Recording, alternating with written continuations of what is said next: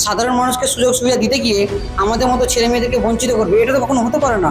এই ভাতা দিয়ে কিছুই হয় না। এখনকার পলিটিশিয়ানরা নিজেদের স্বার্থ চরিতার্থের জন্য পলিটিক্স করেন। এখনকার দিনে 2000 টাকায় কিছু তো হয় না। নমস্কার, আমি সোনিয়া।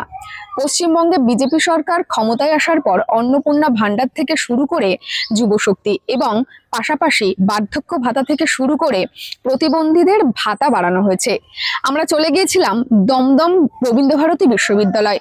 ওখানকার যে সমস্ত প্রতিবন্ধী ছেলেমেয়েরা রয়েছে তারা এই সিদ্ধান্তটাকে ঠিক কিভাবে দেখছেন, এই প্রশ্নগুলো নিয়েই চলে গিয়েছিলাম আমরা তাদের কাছে। তারা কি বলছে, আদৌ কি তারা এই ভাতা বৃদ্ধির বিষয়টিকে নিয়ে খুশি? শুনবো তাদের মুখ থেকে। নমস্কার, inscript.me তে তোমাকে অনেক স্বাগত। তোমার নাম? আমার নাম অনন্যা পাত্র। আচ্ছা, কোন ডিপার্টমেন্ট? আমি রবীন্দ্রভারতী বিশ্ববিদ্যালয়ের স্নাতক স্তরের বাংলা বিভাগের প্রথম বর্ষের ছাত্রী। ইতিমধ্যেই আমরা দেখতে পেয়েছি যে এই যে নতুন সরকার গঠন হয়েছে, সেক্ষেত্রে এই সরকার ক্ষমতায় এসেই কিংবা আসনে এসেই তোমাদের জন্য, অর্থাৎ যারা তোমরা প্রতিবন্ধী তাদের জন্য ভাতা বৃদ্ধি করা হয়েছে। তো এই পুরো বিষয়টাকে কিভাবে দেখছো? বিষয়টা মোটামুটি ভালোই। তো আগে আমাদের ছিল 1000, এখন সেটা বৃদ্ধি হয়েছে 2000।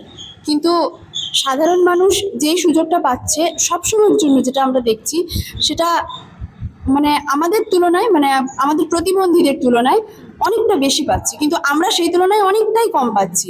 লক্ষ্মীর ভান্ডার সেটা অন্নপূর্ণা ভান্ডার হয়েছে, যাই হোক। যুব সাথীটা যুবশ্রী যুব শক্তি হয়েছে, ওটাতে যেমন 3000 টাকা করে অ্যালাউন্সেস করা হয়েছে ভাতা 1500-এর তুলনায়। সেখানে আপনি একবার ভেবে দেখুন তো, যে দৃষ্টিহীনদের ক্ষেত্রে যেটা করা হয়েছে 1000-এর তুলনায় 2000, সেটা কি আদৌ সমুচীন হয়েছে বলে তো আমার মনে হয় না। বিষয়টা হচ্ছে যে এখন বর্তমানে যারা পলিটিক্স করছেন, মানে এখনকার পলিটিশিয়ানরা নিজেদের স্বার্থ চরিতার্থের জন্য পলিটিক্স করেন, সাধারণ মানুষের জন্য পলিটিক্স করেন না। মানে নিজেদের স্বার্থ পূর্ণ হয়ে গেলে যা কিছু পড়ে থাকে তা সাধারণ মানুষের ভাতার নাম করে ছুড়ে দেন মুখে। কিন্তু সেটা সাধারণ মানুষকে দিক, তাতে আমাদের কোনো সমস্যা নেই, আমাদের ব্যক্তিগত এক বিন্দু সমস্যা নেই। কিন্তু সাধারণ মানুষকে সুযোগ সুবিধা দিতে গিয়ে আমাদের মতো ছেলে মেয়েদেরকে বঞ্চিত করবে, এটা তো কখনো হতে পারে না। অন্যান্য যে ভাতাগুলো আছে, লক্ষ্মীর ভান্ডার থেকে শুরু করে যুবসাথী, সেগুলো 3000 টাকা করা হয়েছে, আমাদেরটা 2000। তাহলে সেখানে আমরা তো বেশি পাচ্ছি না, আবার পিছিয়ে রয়েছি।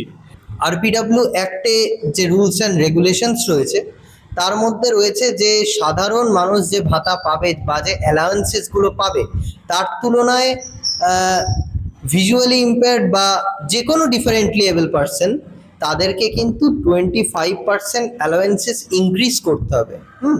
সেই ক্ষেত্রে আমরা যদি ধরি, আমাদের ভাতাটা কিন্তু হওয়া উচিত ছিল 3750 টাকা। আচ্ছা, সেটা না হয় বাদই দিন, সেটা আমি ধরছি না।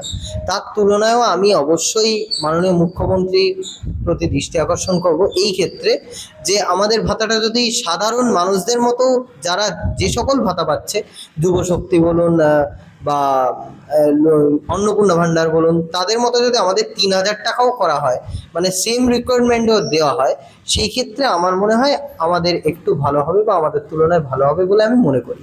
আমাদের মানে আগে যে সরকার ছিল সেই সরকার তো আমাদের 15 বছর বঞ্চিত করেছে, কিন্তু আমাদের রাজ্যে সরকারের পরিবর্তন ঘটেছে, কিন্তু আমরা যেভাবে বঞ্চিত হচ্ছিলাম সেভাবেই ঠিক একইভাবেই বঞ্চিত হয়ে চলেছে। আদৌ কি খুশি তোমরা?